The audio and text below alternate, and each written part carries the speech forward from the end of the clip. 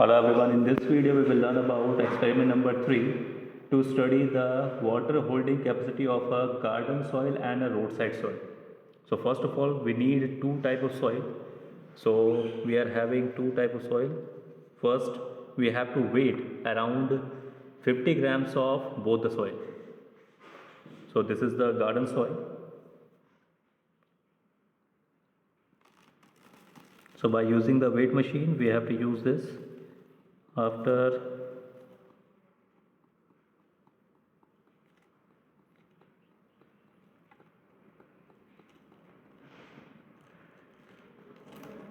now this is 50 gram. So similarly we have to take the another soil, that is roadside soil. So we have to weight both 50 gram. After weighing the soil we have to take one tripod stand, a funnel and a small beaker. So first of all we have to make a funnel by using two filter papers. So we have to take two square filter papers and then we have to make a funnel. So after one fold, then second fold, then we have to take like this.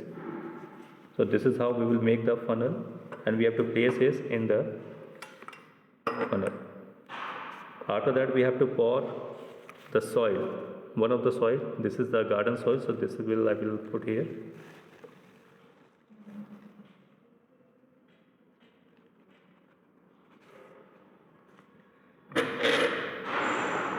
Now similar we have to do with the roadside soil. We have to make the funnel. After that we have to put inside this funnel.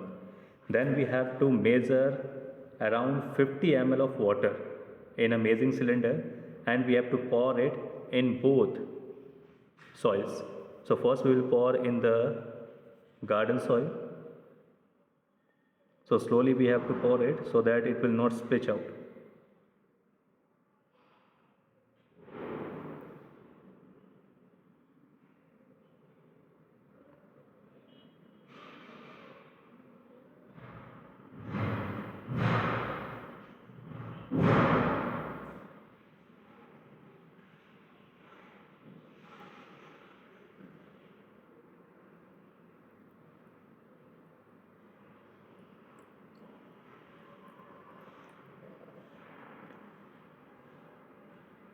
Similarly we have to do in roadside soil like this.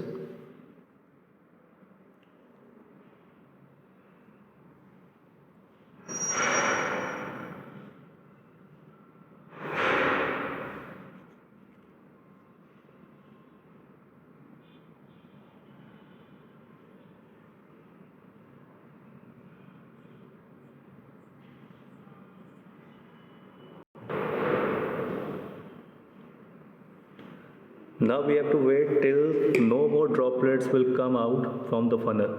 So till we have to wait. Now when no more droplets are coming out from the funnel, then we have to measure the amount of water that is collected in that beaker in both the cases. Now this is the water that is collected from the garden soil, and this is the water that is collected from the roadside soil. So we can easily compare the level of the water, that the water holding capacity of roadside soil is always less as compared to the garden soil.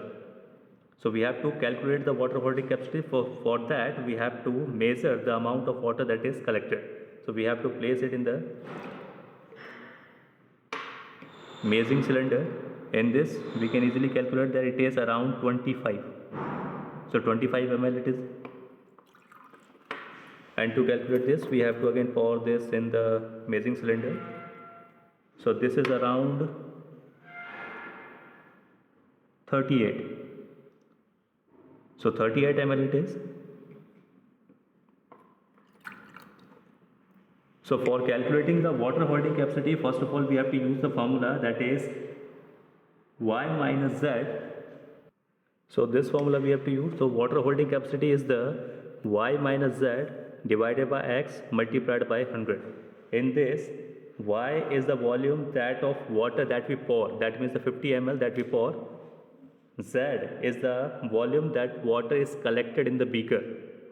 X is the weight of the soil and multiply by 100. So by using this formula, we can easily calculate the water holding capacity of the soil.